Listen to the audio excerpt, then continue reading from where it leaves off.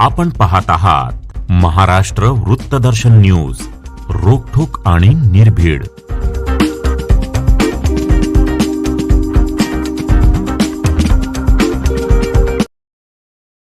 सांगली लोकसभा मतदारसंघातून भाजपाचे अधिकृत उमेदवार संजय काका पाटील यांनी आपला उमेदवारी अर्ज आज दाखल केलाय।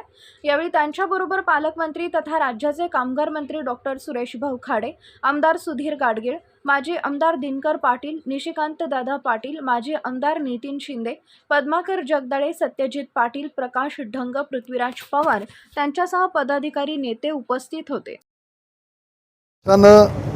मोठा विश्वास दाखवला, नेते मंडळींनी विश्वास दाखवला आणि जिल्ह्यातल्या सगळ्या सहकाऱ्यांनी, आमच्या नेत्यांनी विश्वास दाखवला। त्याबद्दल मी मागेही ऋण व्यक्त केले, आजही ऋण व्यक्त करतो। वातावरण अतिशय चांगलं आहे। कोणत्याही परिस्थितीमध्ये मोठ्या फरकानं आपल्याला लोकांच्या आशीर्वादानं हा विजय प्राप्त होईल। ही हॅट्रिक चांगल्या मताधिक्यानं होईल एवढा विश्वास या निमित्तानं मी व्यक्त करतो।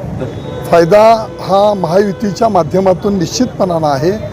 सगळे आमचे घटक पक्ष बरोबर असल्यामुळं आणखी मोठं मताधिक्य वाढायला ह्या घटक पक्षांच्या माध्यमातून आपल्याला फार मोठी मदत होणार आहे। आज जिल्ह्याचे खासदार संजय काका पाटील यांची हॅट्रिक साधण्यासाठी आज आम्ही फॉर्म निर्देश आम्ही भरलेला आहे। निश्चितच सर्व मित्रपक्ष आमच्याबरोबर आहेत।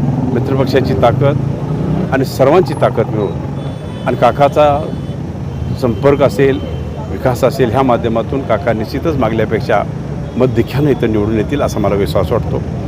पालकमंत्री नात्यानं मी सर्व सांगली जिल्ह्यातल्या सगळ्या जनतेला मी आव्हान करेन, आपण मतदान कोणाला करता हा विषय नाही, पण आपण सगळ्यांनी मतदान करा आणि सगळ्यांनी 100% मतदान सांगली जिल्ह्यात होऊ द्या, एवढीच मी सगळ्यांना विनंती करतो। धन्यवाद।